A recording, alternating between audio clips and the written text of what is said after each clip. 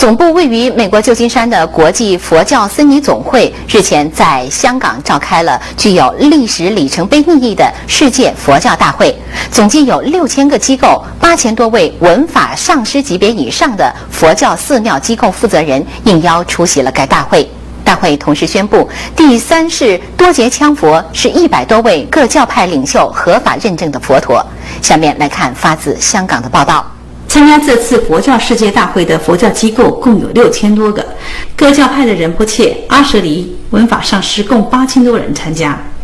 大会一开始就宣布了多杰羌佛降世并得到合法认证的消息。我们敢昂起头来，面对十方诸佛菩萨，面对苍天，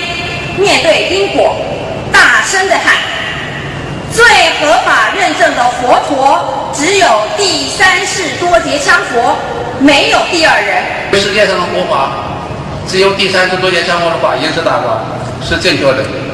只有解脱大手印是至高无上，无上灵根大法。最高最等级的佛法，最快成就的法，只有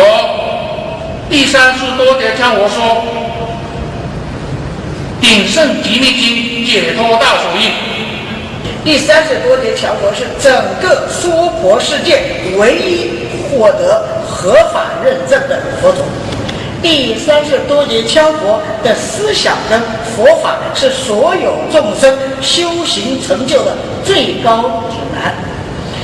第三世多杰羌佛获得了100多份的认证附议跟祝贺，这是自佛史以来获得认证最多、认证的地位最高，没有第2个人得到过。认证附议祝贺第三世多杰羌佛的法王、摄政王、仁波切是来自于不同的佛教的派别，都是世界佛教